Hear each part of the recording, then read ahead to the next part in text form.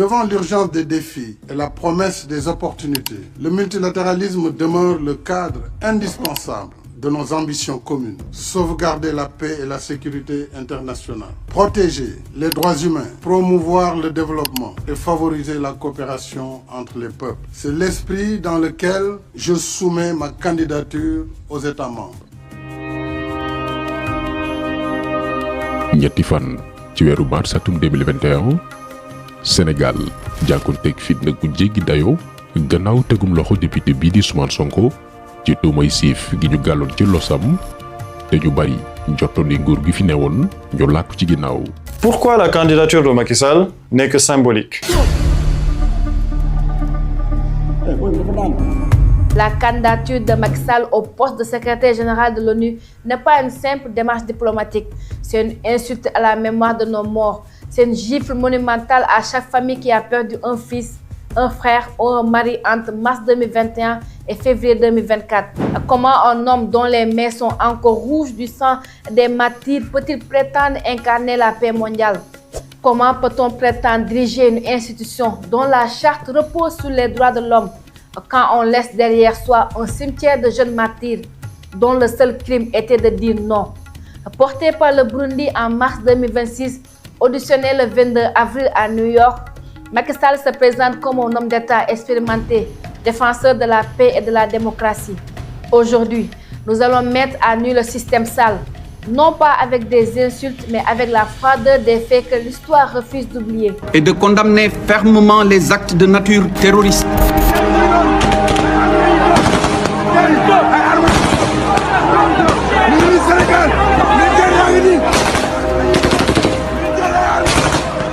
Tout commence par un calcul froid.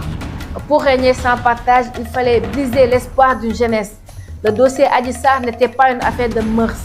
C'était une opération de liquidation politique. Macky Sall voulait s'accrocher au pouvoir au-delà de ses 2 mandats constitutionnels. L'article 27 de la Constitution sénégalaise est limpide. Nul ne peut faire plus de 2 mandats consécutifs. Pour comprendre la fin sanglante du régime de Macky Sall, il faut revenir au laboratoire du complot.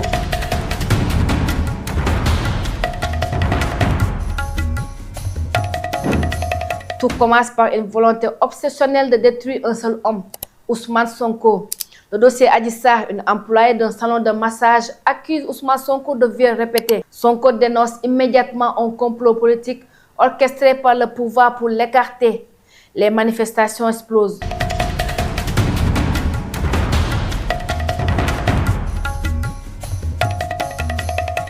L'affaire restera dans les annales comme la plus grande honte de la justice sénégalaise.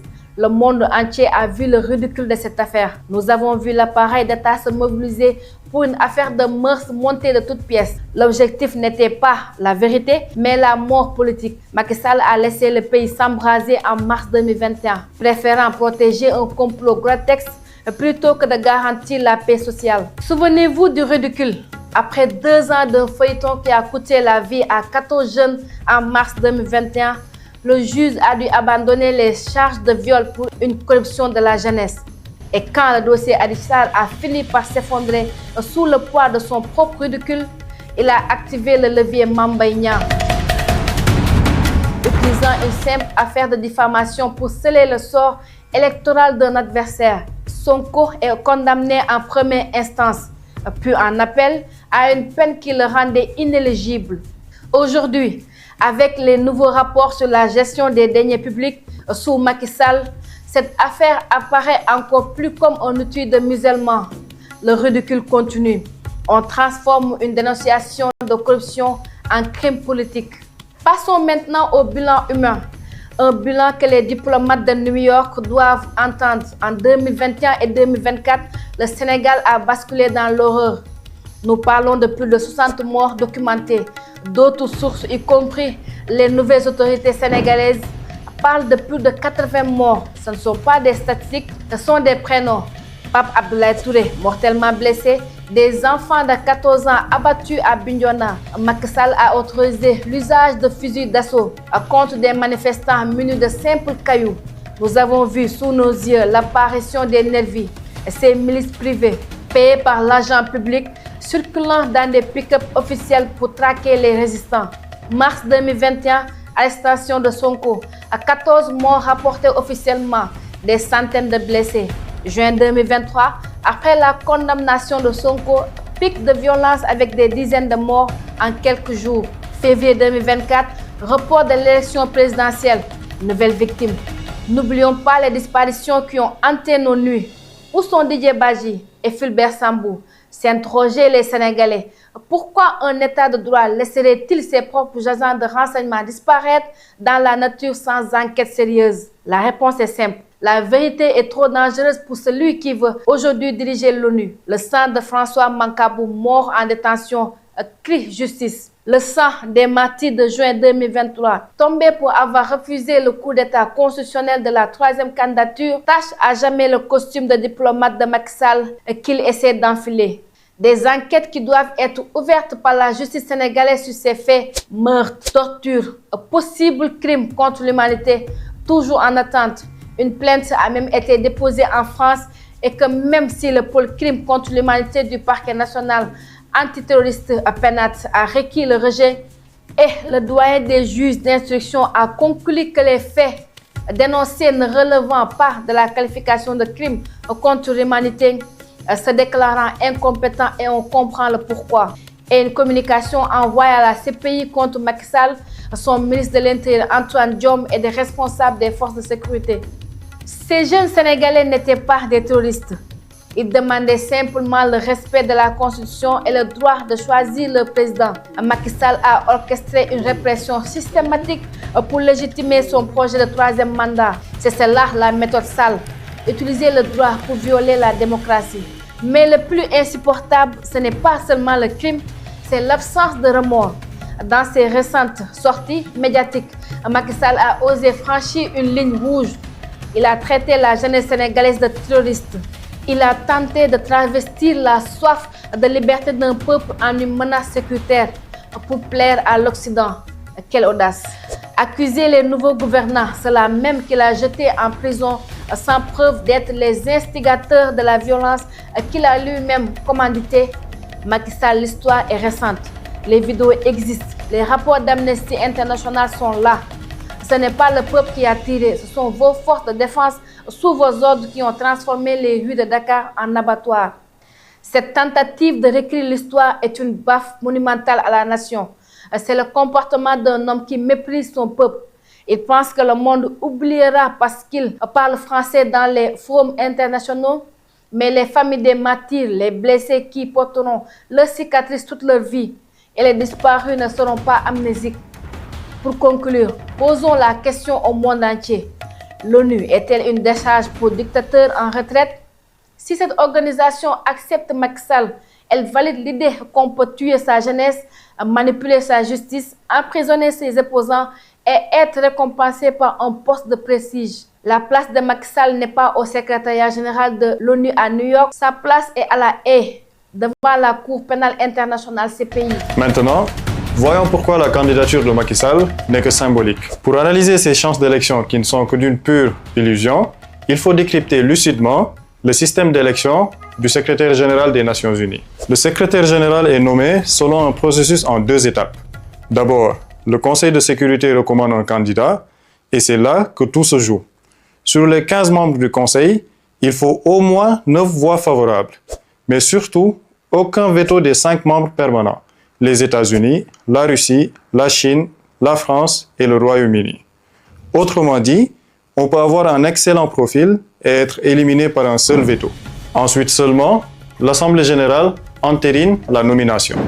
Donc en réalité, le secrétaire général de l'ONU est d'abord un compromis géopolitique entre grandes puissances.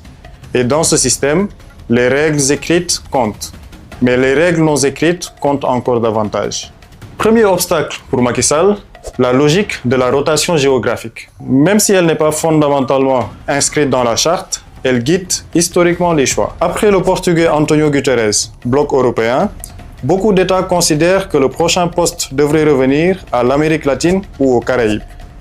C'est d'ailleurs pour cette raison que plusieurs diplomates estiment que la fenêtre politique favorise aujourd'hui cette région. Or, Macky Sall arrive hors de cette catégorie. Deuxième obstacle, une candidature fragile, car non consensuelle. En effet, Macky Sall n'a pas été officiellement investi par son propre pays, le Sénégal, qui s'est pour le moment abstenu. Mieux encore, la résolution de soutien à sa candidature, portée par l'Union africaine, amorcée par son président le Burundais Évariste Ndayishimiye, a été rejetée officiellement par l'organisation. En conclusion, au jour d'aujourd'hui, Macky Sall n'est que le candidat du Burundi. Troisième obstacle, la concurrence.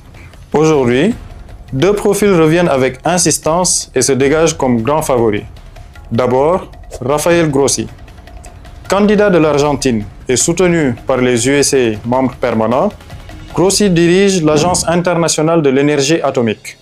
Dans un monde marqué par les crises nucléaires, l'Ukraine, l'Iran, les tensions globales, son profil plaît et rassure.